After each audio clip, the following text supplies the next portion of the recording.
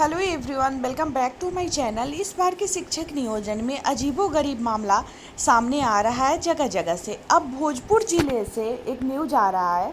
भोजपुर ज़िले में शून्य रिक्ति पर 1 दर्जन से अधिक शिक्षकों की बहाली।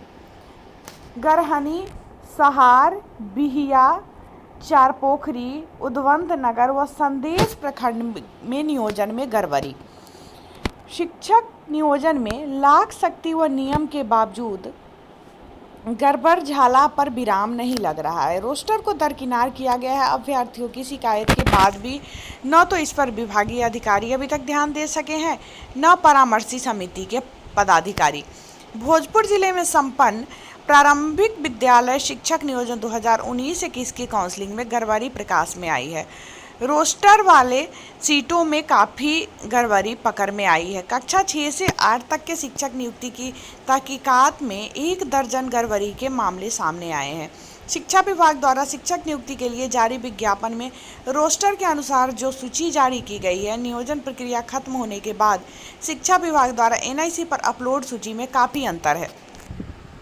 विज्ञापन में जो सीटें दर्शाई गई है, बाद में एनआईसी पर अपलोड सूची और पहले की सूची में अंतर है। हालांकि इस बाबत कई अभ्यर्थियों ने जिला पदाधिकारी और जिला शिक्षा पदाधिकारी से शिकायत की है, लेकिन अभी तक इस पर ठोस कदम उठाए जाने की जानकारी नहीं दी गई है। शिक्षा विभाग द्वारा जो विज्ञापन जारी किया गया था और उसमें पदों की संख्या कोटिवार दिखाया गया था, जबकि काउंसलिंग के बाद जारी चयनित सूची में अंतर है। शून्य रिक्ति पर दिव्यांग की बहाली।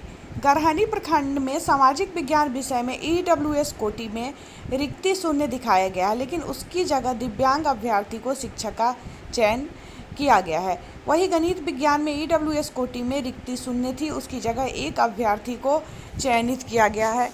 हिंदी विषय में बीसी कोटि में रिक्ति शून्य है, लेकिन उसकी जगह पर एक अभ्यर्थी को चयनित किया गया है। अंग्रेजी विषय में ईडब्ल्यूएस कोटि का पद शून्य था, उस पर एक अभ्यर्थी का नाम अपलोड सूची में दर्शाया गया है। उसी तरह ईबीसी कोटि के पद शून्य दर्शाया गया था, लेकिन उसकी जगह एक शिक्षक बहाली की गई है। अंग्रेजी विषय में बीसी कोटि में रिक्ति 1 है, लेकिन चयनित अभ्यर्थियों की संख्या को दर्शाया गया है। बिहिया प्रखंड में उर्दू भाषा में यूआरएफ कोटि में पद शून्य था, लेकिन उसकी जगह पर एक अभ्यर्थी का चयन किया गया है। उर्दू भाषा में बीसी कोटि में पद शून्य था, लेकिन उसकी जगह पर एक अभ्यर्थी का चयन किया गया है। चारपोखरी में उर्दू भाषा में यूआर कोटि के पद शून्य दर्शाया गया था, लेकिन उस पर एक अभ्यर्थी का चयन किया गया है। उद्वंत नगर में गणित विषय में बीसी कोटि में शून्य पद था, उसकी जगह पर एक अभ्यर्थी का चयन किया गया है। संदेश प्रखंड में उर्दू भाषा में यूआर कोटि में शून्य पद था, लेकिन उस पर 2 अभ्यर्थी का चयन जो है वो किया गया है। सहार प्रखंड में शून्य पद पर की गई बहाली। सहार प्रखंड में स्नातक शिक्षक बहाली के पद पर काउंसलिंग में कोटिवार गड़बड़ी सामने आई है। शिक्षक काउंसलिंग में रोस्टर का पालन नहीं किया गया। अभ्यर्थियों की जो सूची भोजपुर जिला एनआईसी पर अपलोड किया गया है, वह विज्ञापन में जारी सूची से अलग है। अंग्रेजी विषय में यूआर कोटि के पद शून्य है, फिर भी उस पर चयन दिखाई गई है। उसी तरह अंग्रेजी में ईडब्ल्यूएस कोटि के पद शून्य है, बावजूद उस पर एक अभ्यर्थी का चयन किया गया है। सामाजिक विज्ञान